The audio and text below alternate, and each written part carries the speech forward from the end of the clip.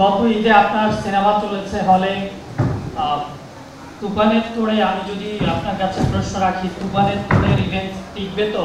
আরেকটা বিষয় হলো, গত ঈদে আপনার সিনেমা চলেছে, সেখানে মন থেকে দিয়ে হলে ফোন দেওয়াতে হয়েছে। আপনি কি মনে করছেন আপনার এই সিনেমা এবার তুফানের তোড়ে টিকবে এবং মন থেকে দিয়ে ফোন দেওয়াতে হবে না, সাধারণ মানুষ এটি দেখে টাকা উসুল হবে? আপনার আত্মবিশ্বাসের জায়গাটা একটু জানতে চাই। আপনি কি প্রশ্নটা করেছেন একটু দেখতে চাই আপনাকে। সামনে আসুন। আমি আহসান হাবিব, কালবেলা। আপনি সামনে আসুন। বলেন, সমস্যা না না না, আপনাকে সামনে আসতে হবে, কারণ আপনাকে কেউ দেখতে পাচ্ছে না। আমাকে কেউ দেখতে পাচ্ছে। আপনাকে একটু চাই সবাইকে দেখাতে, একটু আসুন সামনে। এদিকে দেখান, একটু সবাই অডিয়েন্সের দিকে দেখান।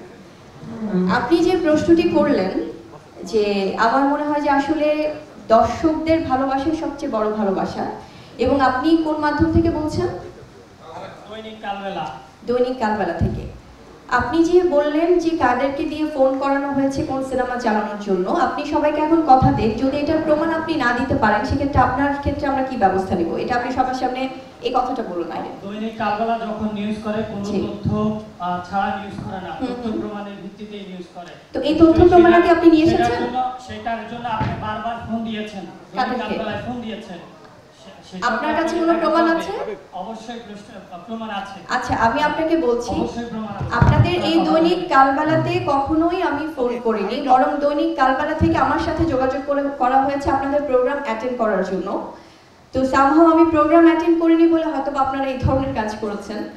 আমি এটা আসলে, যদি এই ধরনের সাংবাদিকতা হয় সেক্ষেত্রে আমি আপনাদের কাছে প্রশ্ন রাখতে চাই যে আজকে আহসান হাবিব, আপনি দৈনিক কালবেলা থেকে বলছেন যে কাদেরকে ফোন করে কোন সিনেমা চালাতে বলা হয়েছে, তো এই কথাটা আপনি প্রমাণ করতে, যেহেতু আপনি বলেছেন যে আপনার কাছে প্রমাণ আছে, আপনি এই প্রমাণটা নিয়ে আপনি অতি শীঘ্রই আপনার কাছে প্রমাণ আছে, আপনি প্রমাণটা প্লিজ দেখান। না না না না না, এই ধরনের সাংবাদিকতা আমি, শুনুন, আপনার কাছে প্রমাণ থাকলে আপনি প্রমাণটা নিয়ে আসুন। এই ধরনের সাংবাদিকতার বিরুদ্ধে কিন্তু আমাদের ভয়েস রেজ করা উচিত, ঠিক আছে? আপনি প্রমাণটা, আপনি এখন কথা বলেছেন, আপনাকে এখন প্রমাণটা দেখাতে হবে। সো আমি প্রথমেই বলছি যে আমাদের এই আমি যেটা প্রথমে বলছিলাম যে আসলে সিনেমা ইন্ডাস্ট্রির এই যে একটা নেগেটিভিটি, এটার বিরুদ্ধে আমাদের সবাইকে সোচ্চার হতে হবে। কারণ আমাদের দর্শকরা আমাদেরকে ভালোবেসে টিকিট কেটে সিনেমা দেখে, এবং যে সিনেমাগুলো ভালো চলছে, দেয়ালের দেশ আমার যে সিনেমাটা, এটা প্রচন্ড প্রশংসনীয় একটা সিনেমা, এবং যারা দেখেছেন আমাদের কাছে সে দর্শকদের ভালোবাসার প্রতিক্রিয়া আছে। এই সিনেমা চালানোর জন্য আমাদের কাউকে ফোন দেবার প্রয়োজন নেই প্রথমত, এবং I have that guts to challenge you, যে if you have that guts you will prove everything. আপনি কোনো আর্টিস্টকে বা কোনো মুভি টিমকে নিয়ে এই ধরনের এলিগেশন দেবেন এবং সেটা নিয়ে একটা ইয়েলো জার্নালিজম করবেন, সেটার বিরুদ্ধে আসলে আমাদেরকে কথা বলা উচিত।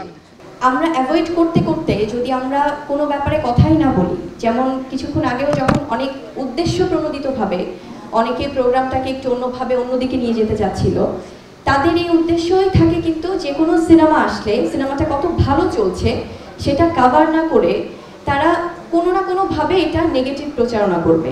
আসলে এরা কি সত্যি বাংলা চলচ্চিত্র প্রেমী? এটা আপনাদের কাছে আমার প্রশ্ন।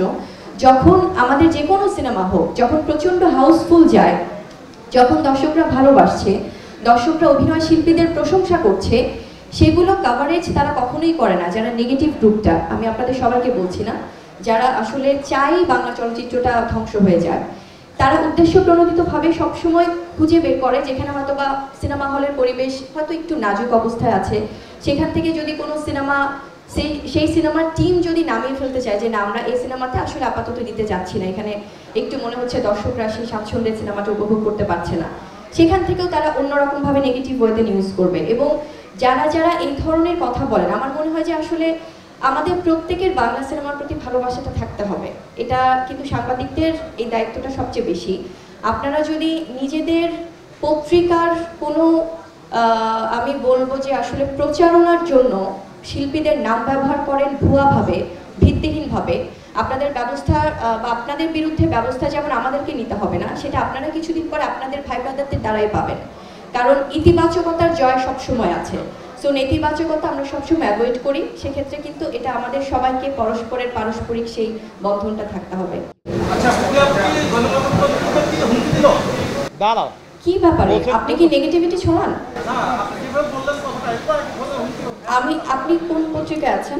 আমি তো আচ্ছা, আপনার কি মনে হচ্ছে এখানে কেউ হুমকি দিয়েছে? আমি কথা অন্যভাবে নেবার চেষ্টা করবেন না। আমরা বলছি যে যারা নেগেটিভিটি ছড়াচ্ছে তাদের বিরুদ্ধে আপনারাই ভাই ব্রাদার হিসেবে ব্যবস্থা নেবেন, যে ভাই আপনারা এটা করবেন না। এটা কিন্তু আমরা পজিটিভ ওয়েতে বলছি ভাইয়া, please don't take everything negatively.